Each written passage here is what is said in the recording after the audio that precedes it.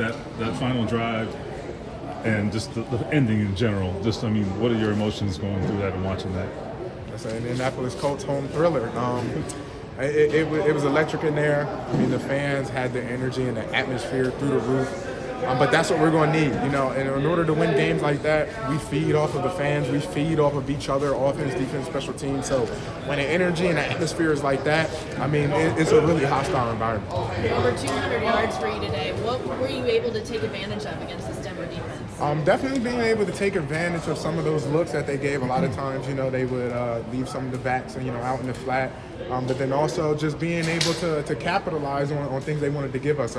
A lot of times with some defenses, if there's something that they want to leave as, you know, not as important, or say, hey, that's our last, you know, point of emphasis or concern, you got to make them pay. And you took 26 carries. I believe you had every running back carry this game. Just how much pride do you take on being a workhorse back? It starts in the offseason. It starts in the offseason on the work and the preparation that you put in to be able to handle that type of load, to know that, you know, the coaches, your teammates, that they can trust and they can lean on you. And that's why I take great pride in it, not only in the offseason, but in season, with the recovery and making sure each and every single week I'm ready to go. Jonathan, I'm sure as you were prepping for this game, you're seeing a pretty good Denver defense. To be able to put up 500 yards on them, what does it say about this group? I think it shows how explosive we are. I think it shows the playmakers that we have, and being able to utilize every single person on the offense. So when you have an offense like that, I think it can be really special, because now it's you got to pick your poison. After losing to this team last year, how much did you feel kind of some redemption putting up 200 yards on that? It always feels good, you know, a team who kind of spoiled your season a bit and gave you a loss in the previous season. It always feels good to have them come to your home place, and then now being able to, I guess in a sense, pay back. But it definitely does feel nice. But that's a really good team over there. So, you know, we may be seeing them again. Do you enjoy being a little more factor in the passing game right now? I definitely did. Like I said, sometimes if they want to leave something not as a point of emphasis for them, you got to make them pay every time. Right. And you heard the word redemption. Obviously, last year you had the play where you dropped the ball before crossing the end zone. Did you feel any redemption scoring today? Well, at least I know that was a touchdown that I should have had last year.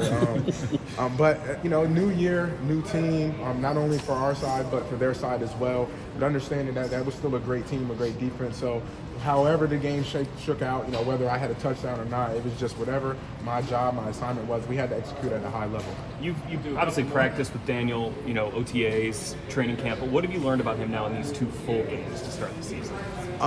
You know, really his toughness, and not to say that, you know, I didn't think he was tough before, but when you actually are in the battle and in the midst of it with someone, and you can kind of see that grit that he has, it's awesome to see. It's awesome to see. Can you, like, feel him, you know, hanging in the pocket, feeling the rush, still getting those throws off, and, like, kind of showing his toughness that way? Definitely, and I think that's something, of course, you know, with him, you know, being around for a while, you're able to learn to adapt to that rather than a young quarterback. But when you have a quarterback that'll definitely sit in there and make those tough throws, you know, that just gives you a sense of pride of, hey, let's give him time. Let's just give him time. Has he helped you out with pass protection IDs and getting in there on some of those? Definitely being able to echo the calls too. You know, even though, you know, offense is out there and you know, you kind of can hear the center, and it's a little bit easier when you're home. But then sometimes, you know, if the communication is a little off with the O-line and, you know, they're communicating amongst themselves, he echoes the calls back. So helping to be that bridge between, you know, the O-line and the running back room is definitely helpful. You mentioned this week that big plays, big runs were coming, and they did today. What did you see that gave you confidence that it was coming pretty soon? Definitely just early on, just understanding we were getting 5, 6, maybe a 2 or 3. But when you're able to consistently move the ball, you know, it only takes is, you know, just everyone being man on, you winning your one-on-one, and those opportunities are going to come, but you got to continue to take what they give you. First 2-0 start since 2009. The energy, the vibes of this team, how do they compare now to your other seasons that you've been here? I just think that there's a little bit something extra. It's a little bit something extra, and of course we know we're honoring Mr. Irsay, and of course we know he's looking down, and we know that we have a little bit of that blessing on us, but it's just about that focus, that emphasis each and every single week, and understanding that we're on a mission.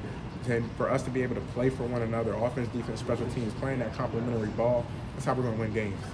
JT, do you think y'all were like just due for one? I mean, you've been through some ups and downs with this team, but when you look up, okay, maybe we got a break today. Like, how do you view that? I just think it was that fight and that consistency. At the end of the day, you have to play like it's your last until that clock strikes zero. As long as there's time on the clock, you have a chance.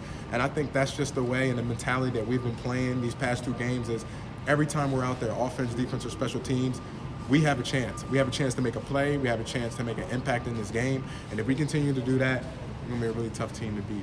All right, thanks.